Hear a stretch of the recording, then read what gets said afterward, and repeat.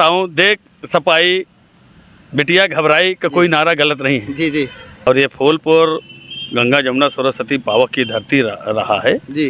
यहाँ कई प्रधानमंत्री बने हुए हैं। बच्चों के हित में हो सके कि वनडे चाह रहे, परीक्षा वनडे होगा, जैसे चाहेंगे हम लोग बच्चों के साथ हैं, बच्चे हमारे साथ हैं। बलात्कार होता था तो क्या बच्चों से गलती हो जाती है, वो अपना गिरे बंद में झांके, उनके अंदर यदि नैतिकता होता तो सरकार में रहते। इसलिए एक सीट भी बहुत महत्वपूर्ण रखता है।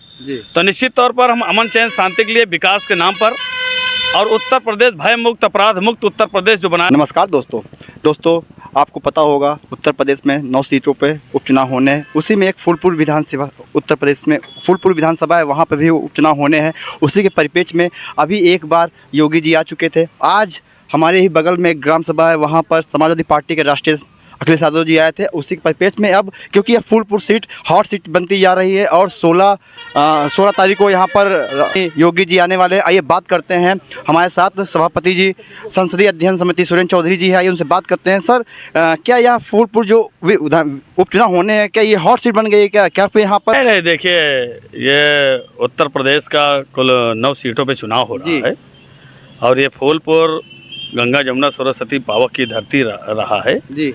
यहाँ कई प्रधानमंत्री बने हुए हैं।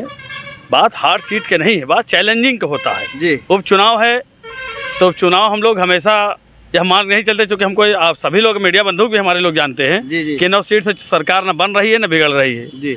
और उनको भी पता है कि ना हमारी सरकार बन रही है न बिगड़ तो चुके ही हुए हैं जी। मगर हमारे लिए एक सीट भी बहुत महत्वपूर्ण रखता है जी। तो निश्चित तौर पर हम अमन चैन शांति के लिए विकास के नाम पर और उत्तर प्रदेश भय मुक्त अपराध मुक्त उत्तर प्रदेश जो बनाया गया है, उसी के बलबूते पर आदरणीय योगी महाराज जी हमारे 16 तारीख के कसरुआ खुर्द में आ रहे हैं।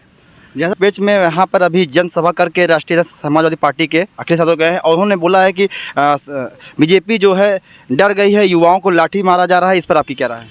मैं एक बात बताऊँ, देख सपाई बिटिया घबराई का कोई नारा गलत नहीं है जी जी। अब हमारे बीच में नहीं है आदरणीय मुलायम सिंह जी, तो ईश्वर के प्यारे हो गए हैं जी जी। उन्होंने ही कहा था जब बलात्कार होता था तो क्या बच्चों से गलती हो जाती है, वो अपना गिरे बंद में झांके, उनके अंदर यदि नैतिकता होता तो सरकार में रहते। नैतिकता कुल कूट के भरी हुई है भारतीय जनता पार्टी में। और जो युवाओं की बात कर रहे हैं, जो उसका के आंदोलन करा रहे हैं, यही त्रिस्तरीय आरक्षण का आंदोलन चल रहा था। लोकसभा आयोग में भ्रष्ट अधिकारी अनिल यादव भी था, तो उसको क्यों बचा रहे थे? तमाम चीज़ें इनके में भ्रष्टाचार हुआ है, तो अपना भ्रष्टाचार देखे, हमारे महाराज जी पूरा संभाल लेंगे। रही सवाल बच्चों का, तो निश्चित तौर पर सरकार इस पर संवेदनशील है। जो बच्चों के हित में हो सके कि वनडे चाह रहे, परीक्षा वनडे होगा, जैसे चाहेंगे हम लोग बच्चों के साथ हैं, बच्चे हमारे साथ हैं, उनका अधिकार है। उनको लगता होगा कि ऐसा गलत हो रहा है तो लोकतंत्र है, आवाज़ उठाने में कोई गलत बात नहीं। और हमारी सरकार एक भी डंडा किसी छात्रों के ऊपर नहीं चलाई। ये समाजवादी पार्टी को होती और कोई सरकार होती लठ मार के जेल भेजने का काम करते। हमारी सरकार में सब नहीं, बच्चे सब हमारे साथ है, सरकार उनके साथ है। बहुत संवेदनशील विषय है ये।